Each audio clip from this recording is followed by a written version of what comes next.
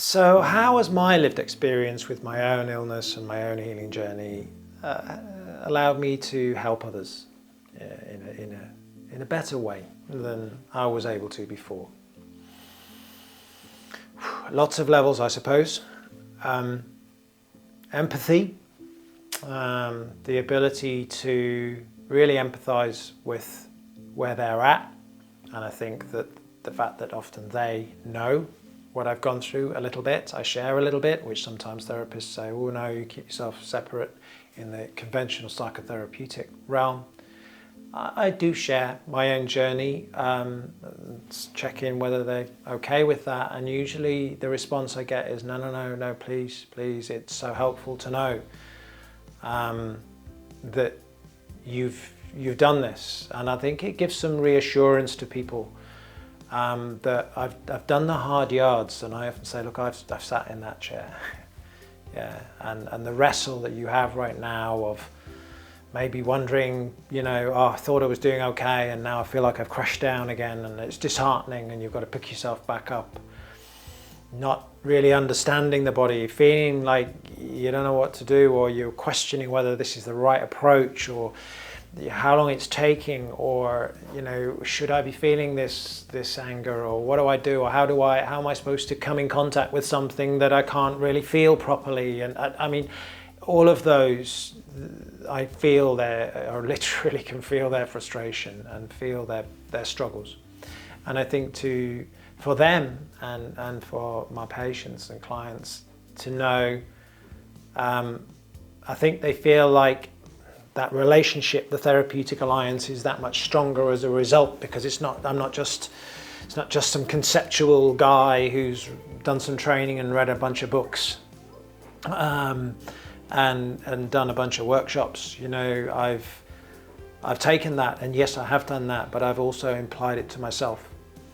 And so I think it's a bit like saying, well, you can read a book on playing piano, but until you've actually done all the work of the blood and the sweat and the tears of hours and hours and hours of practice, and getting it wrong and getting frustrated and throwing the music across the room and doing all of that lot, until you've done that, and you never really learnt to play piano, did you? And so I think it's helpful. What gives us the temerity to call ourselves a therapist if we haven't done the work ourselves? Yeah. Now there is no end. I'm still growing. Will until the day I die. I'll never not be a clinician one way or another. I'll always be thinking and growing. But what allows us, as we go through this journey, as we become more connected to ourselves, then so actually we start to become so much more able to be in resonance with the people that we're working with. And so there is this kind of crazy thing that I might start.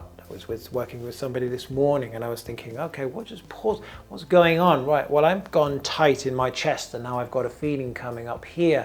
And then I started to get a kind of a pressure in my temples. And he went, yeah, that's exactly what I'm getting. I was like, aha.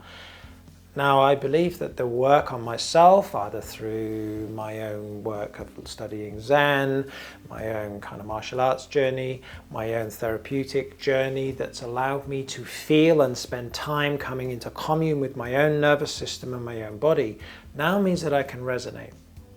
And so I think without having gone through my own healing journey, I don't think I would be able to do that quite so well. And so for me to be able to help know where the patient is, to be able to know whether I should slow things down, whether I can continue, maybe what's going on, I think just really connecting with my patient at a deep nervous system, mirror neuron level that we know about. Our nervous systems are actually communicating. I can regulate my own nervous system better because I'm more in communication with it, and it helps to anchor the other patient. Or else, if they're really struggling to feel what's going on, perhaps because they've dissociated from their body and they're merrily talking away, and I'm going, just pause. What do you notice in your stomach right now? Nothing. I can't really feel it. Oh, well, that's interesting, isn't it? Yeah. Why can't I feel it? I wonder whether that's got something to do with that's being so intense there, that's where that begins, and you've learned to shut that down really quickly. Because I'm just noticing this. And you could notice your tummy earlier, couldn't you? Yes, I could feel it. It was warm. Aha. So I wonder why you're not feeling that. That's interesting. So my attunement to myself that's come through my own healing journey really allows me, I think, to be able to help the patients in that journey.